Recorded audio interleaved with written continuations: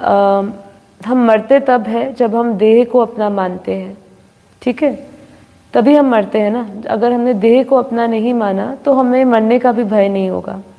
तो हम मरते तब है जब देह को अपना मानते हैं। दुखी हम तब होते हैं जब मन को मैं मानते हैं, ठीक है। और सुख दुख भी तभी अनुभव होता है जब हमारा सुख और दुख हम दूसरों को उसका अधिकार देते हैं। मतलब हम दूसरे में जब अपना सुख और दुख ढूंढते हैं तो हम दुखी होते हैं। ये कहने का यहाँ पे मेरा मतलब यही है कि आप अपने खुद के अधिकारी बनिए, अपने मन और बुद्धि के अधिकारी बनिए। किसी और को अपने सुख दुख का अधिकार मत दीजिए। सबसे पहली बात तो है कि जब हम इस धरती लोक पे सुख और दुख की बात करते हैं तो ये सुख हो या दुख हो, दोनों स्थायी नहीं रहते। और इसलिए दोनों में अपने संकल्प लगाना, विचार लगाना, अपनी मन की स्थिति को खराब करना, वो एक मूर्खता कहलाएगी। इसीलिए ज्ञान को अपना एक लक्ष्य बनाएं, स्वयं को जानने का अपना एक लक्ष्य बनाएं, जिससे कि आप दुख और सुख से परे हो जाए। क्योंकि जहाँ हम दुख और सुख से परे हो जाते हैं वहाँ कब होते हैं? जब हम स्वयं को जान जाते हैं, स्वयं के वास्तविक रूप को जान जाते हैं, तो हम दुख और सुख से परे हो जाते हैं। क्यों?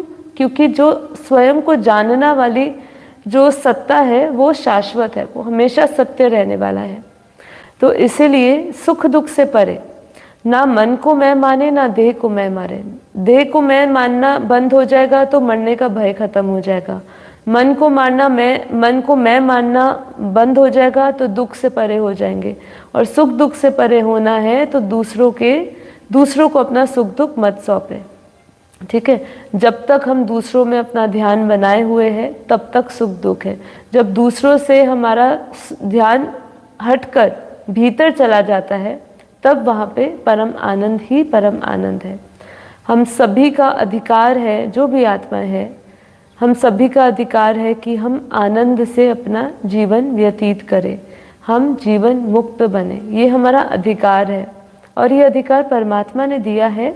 पर वो तब मिलता है जब हम ज्ञान को अपना लक्ष्य बनाते हुए उस परमात्मा की ओर बढ़ते हैं। लक्ष्य बनाते हैं कि ज्ञान की प्राप्ति के बाद हमें परमात्मा की प्राप्ति तभी होती है। ज्ञान का लक्ष्य प्राप्त होगा तभी हमें उसके स्वरूप का समझ आएगी कि वो कौन है, ठीक है, कहाँ से आया है। तो इसको लगातार इसका चिंतन करते जाइए और इस चिंतन के साथ ही आप जीवन मुक्त हो जाएंगे।